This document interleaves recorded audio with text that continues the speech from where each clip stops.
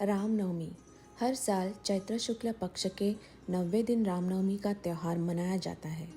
धार्मिक मान्यताओं अनुसार भगवान श्री राम का जन्म चैत्र शुक्ल पक्ष की नवमी तिथि को हुआ था, इसलिए ही इस दिन महानवमी के साथ साथ रामनवमी का त्यौहार भी मनाया जाता है। हिंदू धर्म में इस त्यौहार का विशेष महत्व माना जाता है। इस दिन भगवान राम की विधि विधान पूजा की जाती है। इसके अलावा श्री राम की कथा भी ज़रूर सुनी जाती है। यहाँ देखें रामनवमी की कथा। पौराणिक कथाओं अनुसार महाराज दशरथ को पुत्र की प्राप्ति नहीं हो रही थी। तब उन्होंने अपने गुरु महर्षि वशिष्ठ की मदद मांगी। तब महर्षि जी के कहने पर उन्होंने पुत्र प्राप्ति के लिए यज्ञ का आयोजन किया। इस यज्ञ से पहले महाराज दशरथ ने शामकर्ण घोड़े को चतुरंगिणी सेना के साथ छोड़ने का आदेश जारी किया। महाराज दशरथ ने इस यज्ञ के लिए सभी प्रतापी मुनियों को आमंत्रित किया।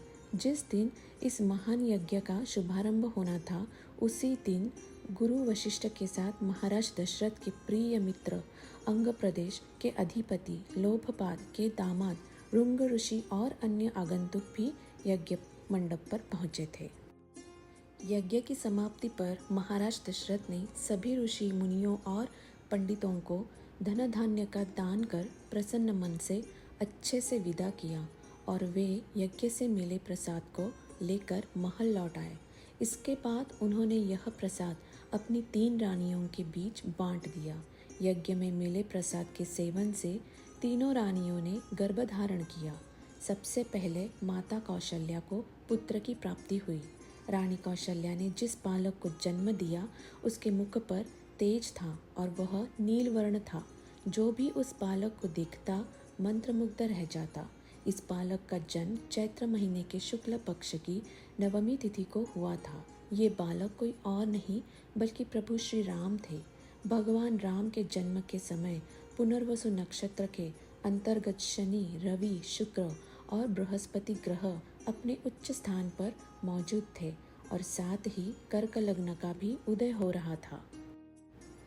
माता कौशल्या के बाद अन्य 2 रानियां यानी माता कैकेयी और माता सुमित्रा को भी शुभ नक्षत्रों में पुत्रों की प्राप्ति हुई। माता सुमित्रा को 2 पुत्र प्राप्त हुए।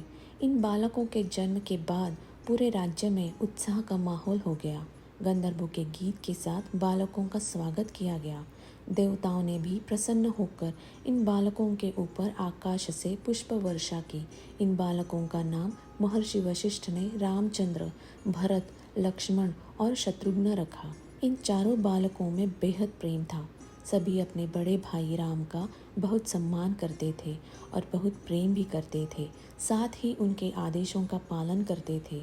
भगवान राम बाल्यकाल से ही बेहद प्रतिभाशाली थे। उन्होंने कम उम्र में ही सारा ज्ञान हासिल कर लिया था। वे इस दिन रात गुरुओं, माता पिता की सेवा में जुटे रहते थे।